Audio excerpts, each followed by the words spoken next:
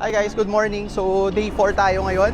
Medyo ano lang to, wala na masyadong ganap. So mag-iikot lang tayo, mga last minute shopping. Tapos tatry natin bumalik kay Taipei 101. And syempre, doon na tayo magla-lunch sa food court doon. So stay tuned. Medyo paka-short na lang tong mga clips natin. Alright, let's go. Let's get it on.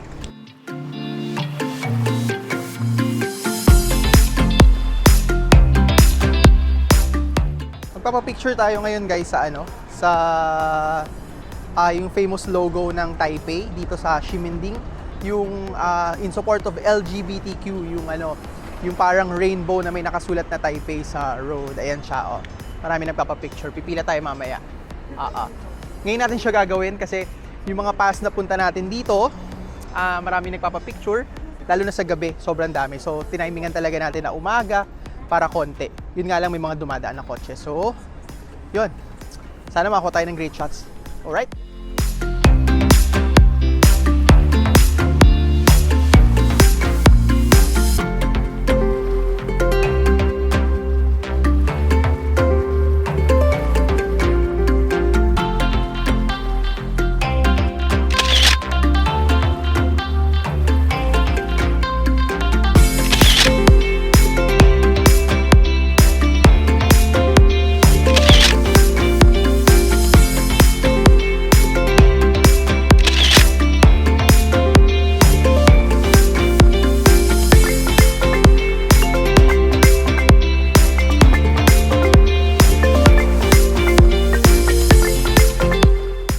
Nandito tayo ngayon guys sa Taipei Red House.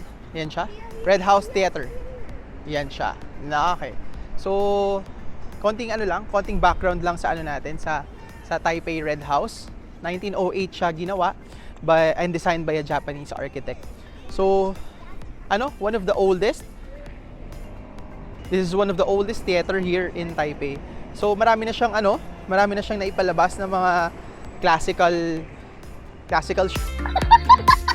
shows na internationally known. Okay? So, next attraction tayo. Alright?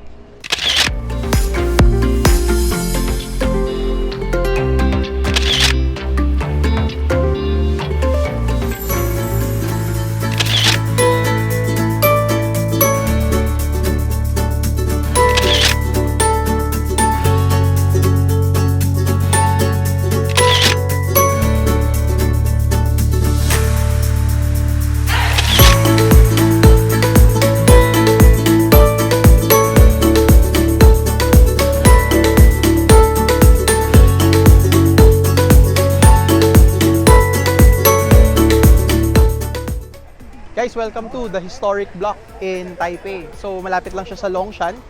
Ayan. Old building siya. Ayan siya, yung likod.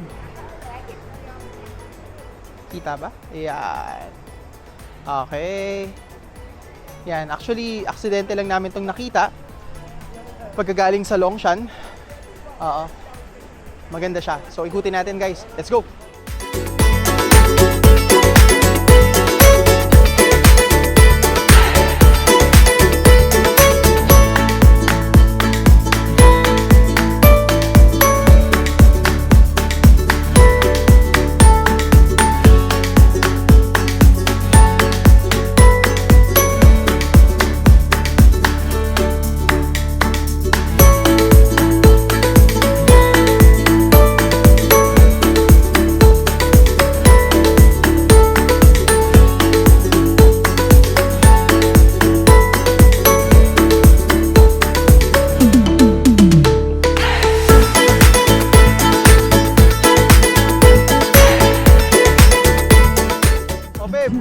Kamusta ang Taipei experience? Bitin. Bitin. Pero kamusta overall? Okay. Kung i-rate mo siya 1 to 10. First time mo dito sa Taiwan, 'di ba? 7. Oo. Medyo mahal kasi. 7. Tapos plano mo bumalik? Oo naman. May plans kang bumalik? Oo naman. Tara, tawid tayo. Marami pa tayo hindi napuntahan talaga. Ano bang, if ever babalik dito, ano ang mga plano mo pang puntahan? Yung province. Okay. Yung kay Jeneline, tsaka kay Derek. Derek Ramsey. Oo. Ano pa? Ano po ba? Ano po ba? Marami pa eh. Pero puro province na eh. Pero sa city parang okay naman. Yung hotel natin, kamusta? Okay. Okay, 10 over 10. Dahil, kahit isang reason, bakit 10 over 10? Location. Location, ano pa? Yung price. Price. Okay. So, I guess, that's a wrap. So, sa akin din naman, kung ako tatanungin, syempre, good experience to. Masaya. Oo. Yun nga lang, medyo bitin. Pero, alam mo naman, we can always come back. Okay? And we will definitely come back. Pagbalik namin, 4 na kami.